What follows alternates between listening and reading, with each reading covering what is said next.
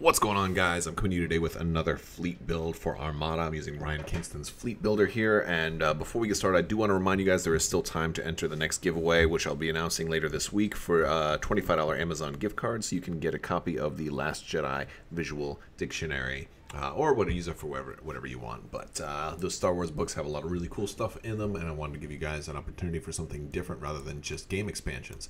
So only thing you need to do to enter that is be a subscriber and leave a comment on this or one of my videos. And I do giveaways all the time, so make sure you also click the bell for alerts. So let's jump right in. I'm doing a Rebel build today, and this is going to feature the GR-75 Combat Retrofits. So we're going to do a couple of these. I'm going to load them up pretty good. We're going to run 4 of them in this build. I don't even have 4 GR-75s, but you know, we can theory craft, and you can always borrow from a friend too if you don't have them. But this is kind of a fun way to take a flotilla that people always dismiss as not a threat, and we're going to try our best to actually give it some teeth. We're going to run a Pelta as our flagship, and we're going to go with the assault ship because that's where we're going to have Sato.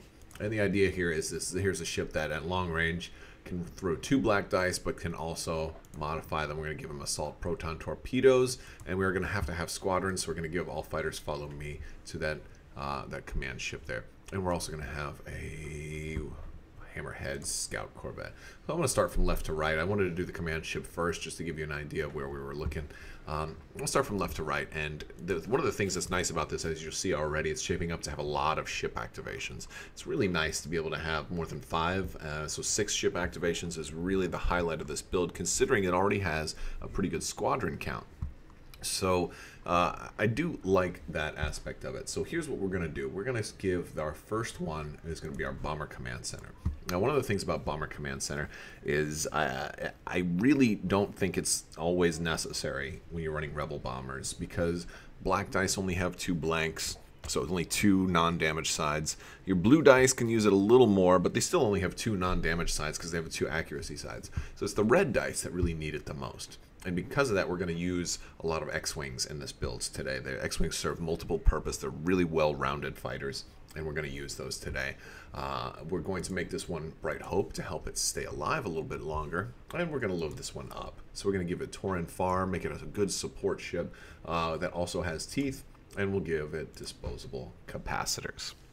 Now, disposable capacitors is actually going to go on all of these ships, and one of the things about disposable capacitors is the fact that it is I'm going to make these blue dice extend into long range, so now these ships that had no teeth can potentially throw you know, 2 black dice at long range and completely surprise your opponents, right? Well, of course, they're going to see your build, so it might not completely surprise them, but this should be a really fun build if you got a couple extra flotillas. So let's see what else we got going on here. So our other 3 are not going to be the support variants, so they are going to all run Intel Officer.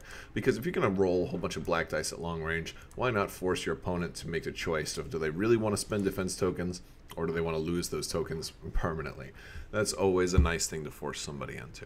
And for our first one, I'm going to give CommsNet. CommsNet is going to be useful in passing you know, tokens to the command shuttle so they can use, or the command ship so they can use all fighters follow me. And then CommsNet is just generally useful overall, and it's only 2 points, so you might as well. But now we've got a lot of shooters. And, you know, these are just great ships, and Torin Farm is going to help all their flak, since when you upgrade to Combat Retrofit, you go from black dice to blue dice, and that's always, you know, it's nice, especially if you've got the, you know, you got better range this way, and now you've also got the black die in there. So we're going to add in a gunnery team onto our Hammerhead Corvette so they can shoot twice out of that front arc, which is awfully nice. They definitely want to do that, but we're also going to give them disposable capacitors. And that's going to do it for our ship loadout. We're going to go down to Squadrons now, and like I said, we were going to be running a lot of X-Wings. So not a whole lot of named guys today, but we're going to run 5 X-Wings, and then I'm going to put Jen Ors in there, and that's a real nice combination right there, because she can make all those guys be able to brace potentially, but just in case they do get through to her, I'm going to toss in 1 more HWK. This is also useful in case we have to split up because we do want at least one squadron next to just about every enemy ship that we plan to shoot at because of Sato. And that is the build. This puts us at 393, so we definitely have some room for wiggling around with some other things, but it also gives us a healthy initiative bid depending on your meta. You may need to drop something. You could always maybe drop disposable capacitors off of a ship, or you could potentially drop, you know, intel officer off of one of these guys if you really needed to, but there's that option as well. So let's go ahead and look at objectives. Now, I'm going to tell you right away, my first one is going to be opening salvo. I think opening salvo is really going to help here, because even if my opponent gets this advantage for opening salvo, they're going to have to use it against flotillas that have scatter. So awesome. And if they do manage to kill a flotilla, you don't lose that many points. Even though we did kind of give them an extra 12 points on top of that, they're still awfully cheap. But the amount of benefit we're going to gain for having 6 shooters, you know, and we're just a well-rounded list here, but also having 6 shooters is really, really nice. Another option you could go with would be targeting beacons as well, since we don't really have much in the way of rerolls, at least for the black dice we don't. So targeting beacons would also be a possibility. But I'm a bigger fan of opening salvo, because now I'm looking at, oh, hey, we can roll 4 black dice at long range. Let's go crazy. All right. For our yellows, we have a couple of options. I'm not going to go with hyperspace assault here, although I think you know that's certainly an option, because we do have some squadrons. We could put the command ship in there somewhere, but I think hyperspace assault just works better with certain different ships. We also have the option of fire lanes is one of my favorites, but this would be a bad build for that, since my side arcs and those GR-75s have no dice.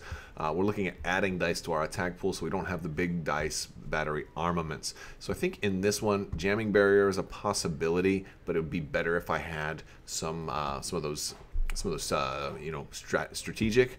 I'm leaning a little bit more towards planetary ion cannon or capture the VIP. And the reason I'm not going with capture the VIP here is specifically that I like this better with a CR-90 that has a little bit better mobility, and again, that can still shoot. So I'm going to go with planetary ion cannon, but this one is kind of up to you guys, but I've always really liked planetary ion cannon.